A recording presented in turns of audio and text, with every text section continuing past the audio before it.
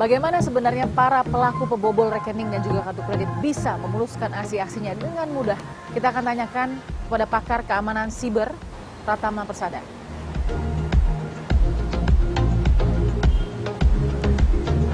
Pak Tama, apa kabar? Baik. Pak Tama, terima kasih ya waktunya ya. Ini kita memang harus langsung menanyakan kepada pakarnya.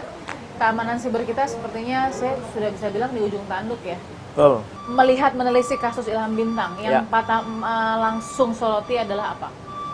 Jadi di sini kalau menurut saya bukan hanya pelaku kesehatannya aja yang salah, Oke. tetapi banyak institusi di pemerintahan kita yang perlu dibenahi dan perbaiki. Oke. Gitu. Yang pertama adalah data. Si H gitu, dia orang Oknum IT, perbankan, oknum ya? perbankan gitu, dia memiliki akses terhadap data SLK-nya OJK, ya kan? Nah, bagaimana ceritanya seorang ahli IT bisa mendapatkan akses itu? Kan nggak mungkin. Dari OJK-nya juga, menurut saya juga harus ada perbaikan sistem. Kenapa? Karena ketika sistemnya itu diakses oleh orang, dan aksesnya itu akses yang mencurigakan, karena ini si H ini nggak cuma sehari dua hari dia ngakses datanya, dia ngambilnya banyak sekali dan dalam waktu yang sangat lama gitu. Oke. Bagaimana caranya si pelaku ini yang sudah mendapatkan SIM card baru, Ya. lalu bisa membuka mobile banking atau SMS banking milik Ilham Bintang? Nah, sebenarnya sebelum ke situ ada lagi masalah ini di provider. Oke. Gitu, ya kan? Bagaimana ceritanya dia bisa memberikan SIM card duplikasi dari nomornya Pak Ilham Bintang gitu dengan autentikasi identitas yang palsu. Karena cukup dengan nomor NIK Gitu. saja, nomor induk Nah, kependudukan.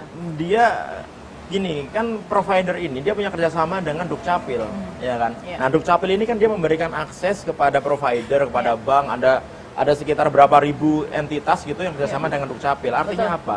Provider ini bisa mengakses data Dukcapil sebenarnya. Oke. Harusnya perlu dibuat sistem yang lebih baik lagi. Ya. Misalkan dari Dukcapil gitu. Ya, provider inilah modal dikit lah.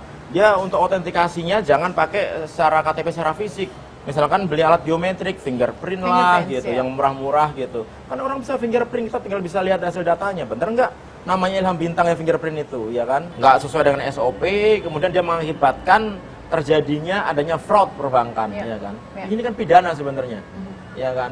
Terus apa tindakannya terhadap Indosat? Nggak ada kan? Apa cukup memecat petugas yang menerima pergantian SIM card itu?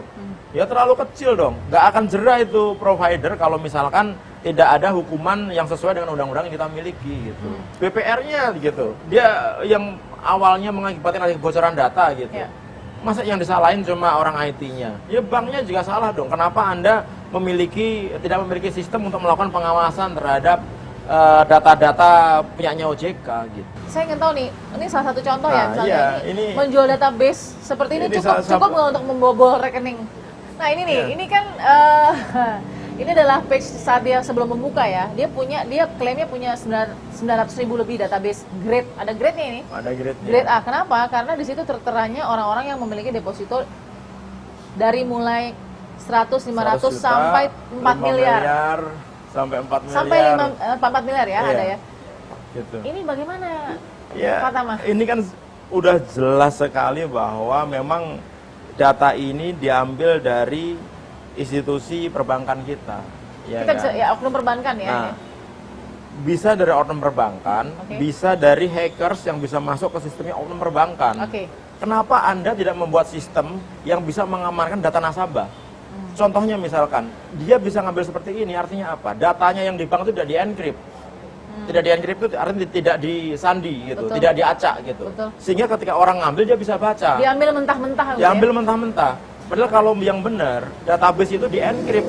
Jadi siapapun yang bisa masuk mengakses database itu, dia nggak akan bisa baca apa-apa. Oke. Ini kan nggak mungkin ngambil satu-satu nih, Mbak.